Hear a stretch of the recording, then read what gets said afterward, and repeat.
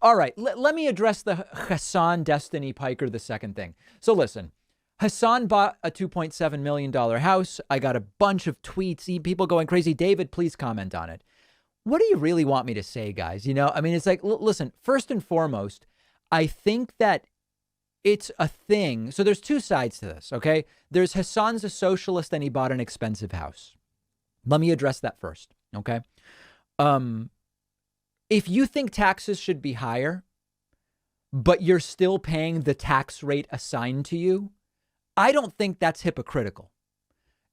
You sending in more tax money isn't policy, okay?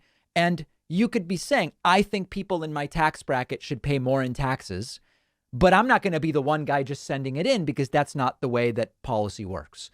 And similarly, you know, Hasan talks about we should decommodify housing or whatever. I don't know exactly what his position is, but once when we spoke, he mentioned something like that. And he got an expensive house because he can afford it.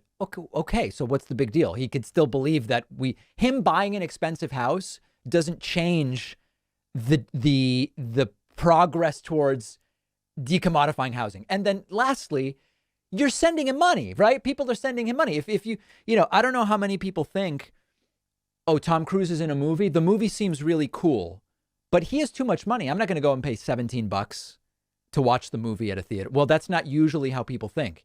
If the 2 hours of entertainment are worth $17, then you go to the movie. And I think it's similar. And then here's the other thing. Anybody who has, once you're at a certain level of audience on YouTube /podcast / Twitch, and that, include whoever you want in that, right? I mean, listen, we're almost at 1 billion views. I think just people make more money than many in the audience believe. And I don't know what to make of that. It's like, don't contribute. I don't know what else to say. So I don't really have too much to say about it. Most people, at a certain level of success, you buy a house and the house is more expensive than the average house. My only surprise, quite frankly, was that Hasan didn't buy it through a trust. And Legal Eagle responded to me by saying, well, in California, to buy it in a trust, you've got to put like 50% down. And it's all these, that may be true in California. I don't know. And if that's the case, I mean, listen, I'm very financially conservative. So like I live below my means and have an extremely high savings rate. It sounds like if that's not something Hasan was able to do, maybe this is a more expensive house than he should be buying, but that's a personal finance question. It's not a policy question or whatever else. But yeah, I mean, myself and many others, I use a trust for real estate, both for privacy.